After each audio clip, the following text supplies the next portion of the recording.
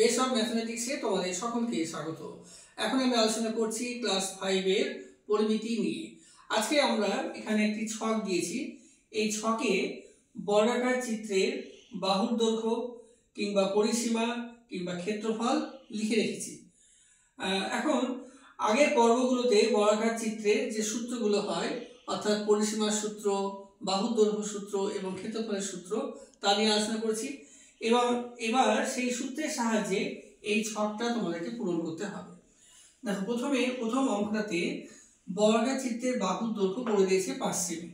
আমি এখানে একটা বর্গাকার চিত্র এঁকেছি। তো বর্গাকার চিত্রের বাহুর দৈর্ঘ্য বলেছে 5 সেমি, তার মানে সবগুলোই 5, এগুলো সবই 5। তাহলে এই সবই যদি 5 হয়, তাহলে পরিসীমার সূত্র কি হবে? পরিসীমা কিভাবে হয়? পরিসীমা মানে সবগুলো যোগ। তো সবগুলো যোগ না করে আমরা একটা সূত্র জেনেছি। সূত্রটা কি? 4 গুণ একটি বাহুর দৈর্ঘ্য। তাহলে পরিসীমা কত হবে? 5কে 4 দিয়ে গুণ করলেই হবে, 4 5 20। তাহলে আমরা পরিসীমা পেলাম 20 সেমি। এবার পরেরটাই চলে আসো, ক্ষেত্রফল। বাহুর দৈর্ঘ্য বলেছে 5 সেমি, এই বাহুর দৈর্ঘ্য 5, তাহলে ক্ষেত্রফল কত হবে? 5কে 5 দিয়ে গুণ, তাহলে 5 5 25। আর ক্ষেত্রফলের একক তোমরা জানো, বর্গ হয়, এটা হবে বর্গ সেমি। এবার পরের অঙ্কে গেলাম। পরের অঙ্কে কোনো একটা বর্গাকার চিত্রের, এটা বলবো বর্গাকার চিত্র, এই বর্গাকার চিত্রের পরিসীমা বলে দিয়েছে 28, অর্থাৎ বাহুর দৈর্ঘ্য বলে দেয়নি, কিন্তু এই চার ধারে মোট হচ্ছে 28। তাহলে বাহুর দৈর্ঘ্য কত হবে?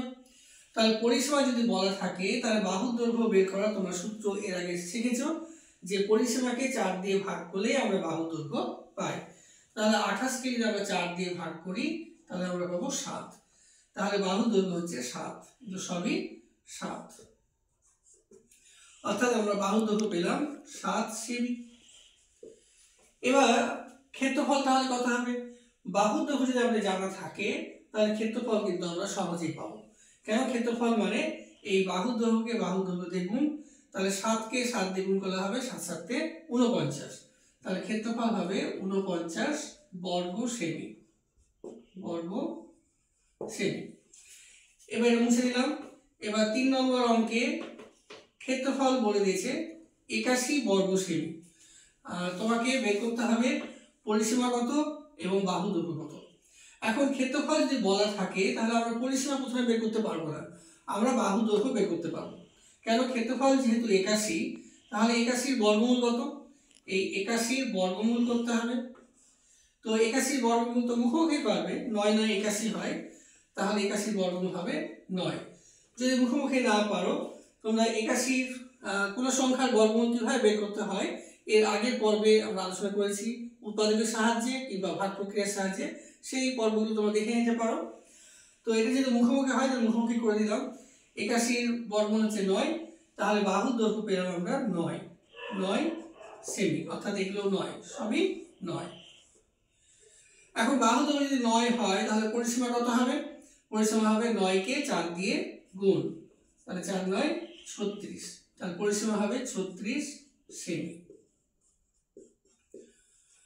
এভাবে আজকে কয়েকটি উদাহরণের সাহায্যে বর্গাকার চিত্রে যে সূত্রগুলো হয় সেগুলো নিয়ে আলোচনা করলাম। আগামী পর্বে আয়তকার চিত্রের কয়েকটি উদাহরণের সাহায্যে সূত্রগুলো আলোচনা করব। তোমরা দেখতে থাকো। Thank you.